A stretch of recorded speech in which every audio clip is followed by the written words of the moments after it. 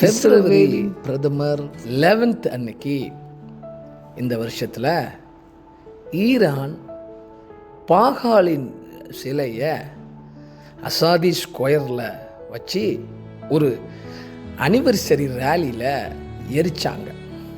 அந்த பாகாலினுடைய சிலையில் தாவீதோட நட்சத்திரமும் 666ங்கிறதான அந்த எண்ணும் எழுதியிருந்தது. அவங்க எரிச்சிட்டு சொன்னாங்க, இஸ்ரவேலுக்காகவும் நாங்கள் அமெரிக்காவை எதிர்க்கிறோங்கிறதுக்காகவும் இதை செய்கிறோம் அப்படின்னுட்டு.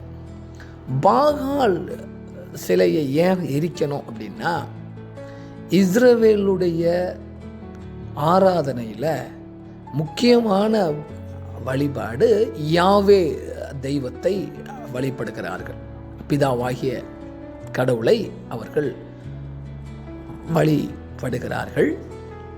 அதில் கொஞ்சம் பேர் கானானியருடைய வழிபாடான பாகாலை வழிபடுகிறாங்க. இந்த கானானிய வழிபாடு இன்றும் இஸ்ரேலில் இருக்குது. அப்போது இஸ்ரேலை ரெப்ரசன்ட் பண்ணணும் அப்படின்னா யாவேவை வைத்து ஈரான் ரெப்ரசன்டிங் செய்யாமல் பாகாலை வச்சு ரெப்ரசன்ட் செய்கிறாங்க.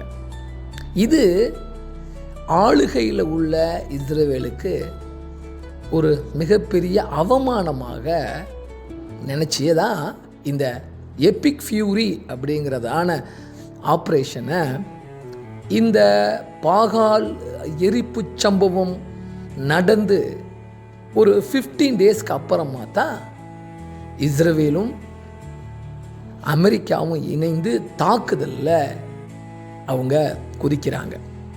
இதிலிருந்து விளங்கிக்கிறது என்ன அப்படின்னா,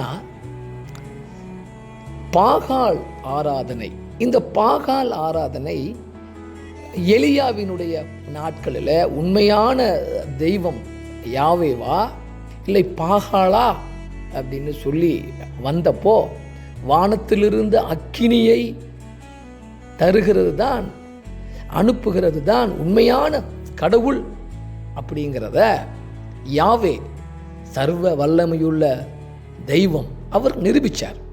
அப்பொழுது அந்த வழிபாடு அத்தோடு நின்று விட்டதாக நிறைய பேர் நினச்சாங்க.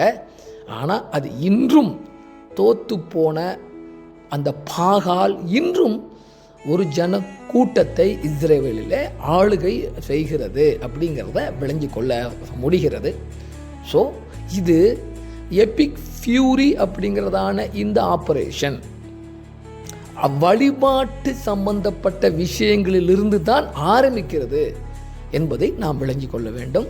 தேங்க்யூ.